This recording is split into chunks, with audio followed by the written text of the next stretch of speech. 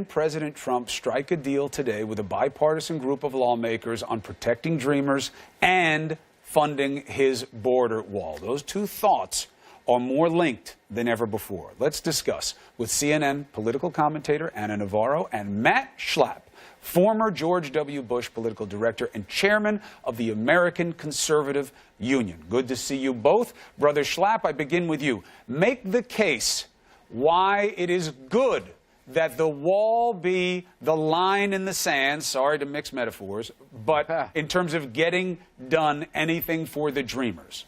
Well, I'd like to correct that a little bit. I don't actually think it's the wall that is the, to use your tortured metaphor, the line in the sand.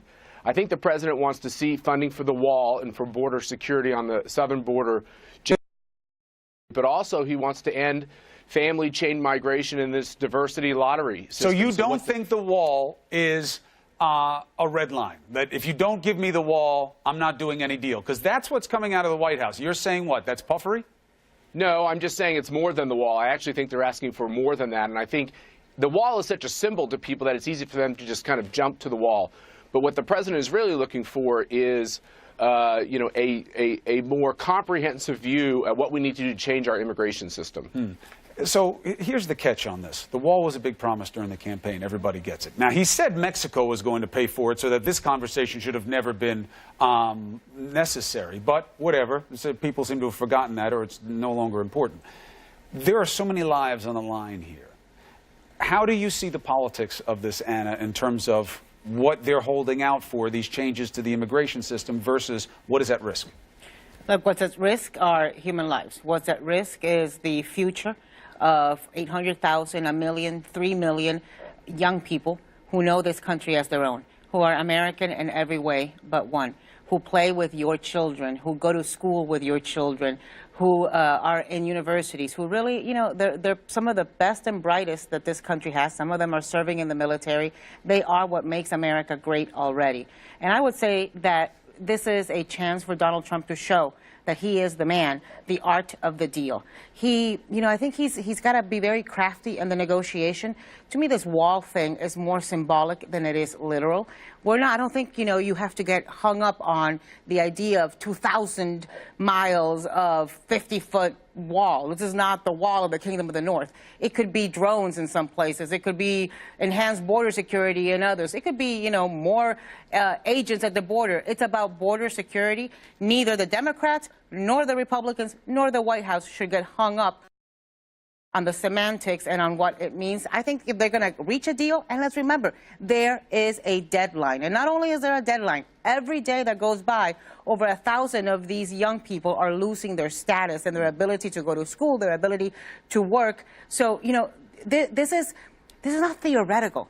This is affecting real lives. So they got to stop playing games. They got to stop the posturing, and they got to get to a deal. I mean, look, part of the shame here, Matt, is that everybody says they care about the people. We're not even talking about the El Salvadorans. That was canceled by the White House as well, kicked to Congress as if it was some kind of, Democrat albatross. As everybody knows, it was started by President Bush. It was done by John Ashcroft because of the earthquake. And both sides, both sides extended it because they saw the exigency involved, the cost to humanity.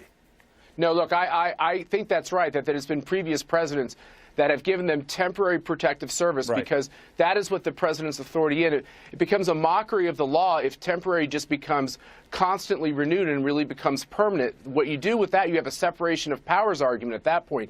The Congress needs to legislate. What we forgot under 8 years of Obama, with him being overturned by the federal courts more than any other modern president, because he overstepped the boundaries of what the Constitution says are presidential powers. And it'd be good for this country, Chris, and I think Anna would agree with me, it'd actually be good for this country if Congress would do its job and legislate on these areas. If they kick the can over to the president to handle all these thorny issues, we don't get long-term resolution, which is no good for these people either, who have to live in this constant state of this temporary status. And on the El Salvadorans, I think it's actually the right thing to do to follow the law and to turn it over to Congress.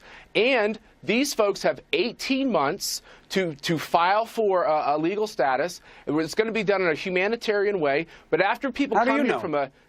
Well, because imagine if it was your family, Matt. You got plenty of ethnicity in your family. I'll tell you how I know. Imagine if you... Yeah, you got 18 months. Don't worry about it, Matt. I'll tell you how I know. Don't worry about everything coming out of the White House saying that we don't want people to come into the country anymore. Chris, let me answer that in two ways. We've already sent over 39,000 of these Salvadorans back under both President Trump and President Obama, and you can't give me one example where it wasn't done in a humanitarian way. Number two, how do I know that any of it was humanitarian? How do I know that any of it was humanitarian? Because you're a good journalist and you would know the story. Well, Matt, what do you know about those 39,000? How many do you know wanted to go back or shouldn't have been here? They don't want to go. They don't want to go back. The point is they're not here under permanent status, and because of that, if it's temporary, Chris, we both know what the word means. If it's temporary, it has to come to an end. I get what the law is, but we also know that law. People, go ahead, finish your point, because you're not going to let me say anything. Go ahead.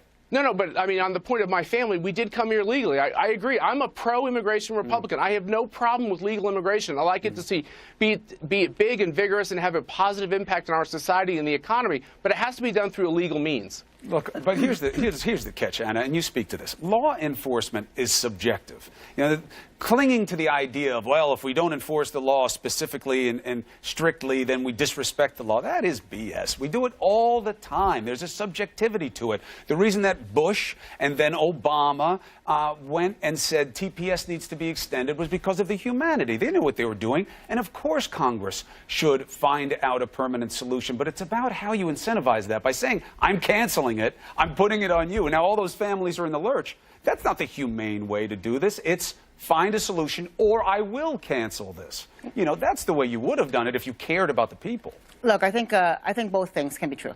But let's remember that temporary protective status is a status that is given in extraordinary moments, and it's really an act of compassion by this country. Mostly El Salvadorans because of the earthquake, but you have Haitians and different African countries. Haitians because of the earthquakes, Nicaragua because of Hurricane Mitch. Now the problem is these acts happened 2 decades ago. And so for 2 decades now, these people have become part of our society. They work, they have jobs, they own homes, they've married, people they've here. Had kids. They've had children who are in schools. So we have got to think large picture. What are the problems that are the consequences of now telling these people, you got to get out? Are they going to be homes in foreclosure? Are there going to be businesses closed? Are there going to be children left here under, what the state? Look, Anna's making all these points. You've heard them before, Matt. And the only reason I jumped on you for it is because that casualness. You're married to a Cuban woman. We all love her and know her. You know what this is like for families like that. Obviously, Anna has lived it. I'm only second generation in this. The idea of casually saying, well, you got 18 months, brother. You'll be good. No, let me try to explain. Look, my heart breaks for people. I think a lot of people around the globe want to be in America, and many of them want to be Americans. And I think it's because we have a great country. And I understand that there's probably more economic opportunity and the ability to live your life as you want. But that being said, there has to be a legal system. So if we do this under TPS, where people can flow into this country, and I agree, it's an act of compassion, and I'm okay with people coming here temporarily. But, Chris, that's going to stop if always coming here temporarily results in backdoor staying here permanently because we pull on the heartstrings, because these people get in front of the line of other people who are applying through the process from these very same countries and trying to come here through the legal route. Why do those people always get pushed back? I hear you, but there is a legit accommodation that doesn't mean having to leverage their livelihoods. That's all I'm saying. But listen, I actually think that Donald Trump is in a unique position. He has got absolute support from his base. His base tends to be the ones that are anti-immigrant. He has got much more maneuverability than an Obama did, than a George W. Bush did. He could actually get something accomplished that they tried to do and they failed at. This could be a huge accomplishment for him because he has got the support of that base. They give him a lot of wiggle room. He can come up with the art of a deal. And I think that, at this point, you've got to think of these TPS people as part of the equation. If you're going to take away the lottery visa, maybe, it's almost of the same amount of people that are the Haitian TPS. Give them to some of these TPS folks. It is a smarter way to do immigration, to, pick people who are already American and have already proved themselves to be part of this country. I just think you got to think outside the box. I got you. We're out of time, though, guys. Look, I appreciate this conversation. We'll keep going as we see what the president does and how Congress responds. I'll certainly